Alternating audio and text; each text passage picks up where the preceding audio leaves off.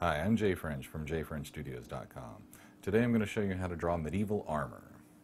We're also going to show you the difference between fantasy armor and medieval armor. Let's get a basic form in here. Just a body.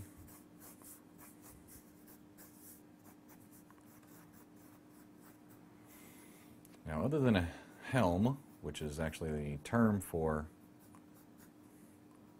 head armor that covers most of the head, a helmet is actually, in medieval terms, was a partial, more like a hat. And of course, you have a number of shapes and styles, even in historical. We're just going to do a basic one there. Give it a little bit of a point. The basic elements of medieval armor. Just say the basic elements of medieval armor. Okay. Shush. Okay. Basic elements of medieval armor are chest plate, back plate. That's your basic starting point. A good one is a cuirass, which is actually a back plate and breastplate that are one piece. Well, not really one piece, but form one solid piece. And have straps on the sides. So basically there is no gap all the way around the torso. Often you will have an angle off of the shoulder plates that comes up to protect the neck.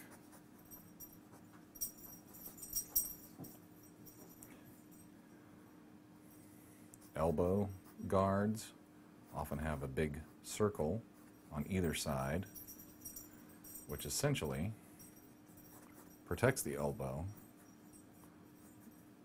broadly without restricting its movement. Generally, forearm guards, sometimes also called gauntlets, even if they don't cover the hand, are usually form-fitting. Have a couple of straps. Same things with the upper arm guards. They go all the way around. And in between spots, what you might catch is where there's chainmail that is worn underneath plate armor. And a good way to just overview chainmail is to do some vertical lines. Whoops, not there. Here. And then do some squiggly lines across.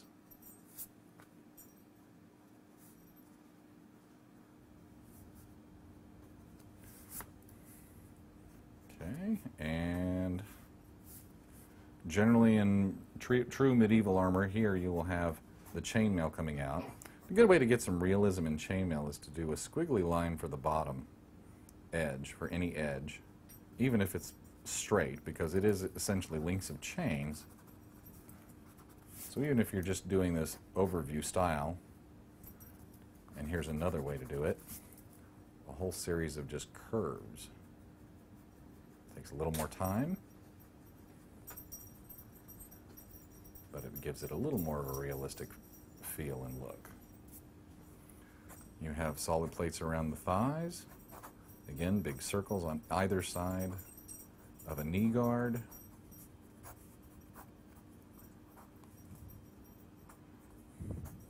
And here's where you get into a difference with fantasy armor, is that you're going to have a lot more flares. Put some curve to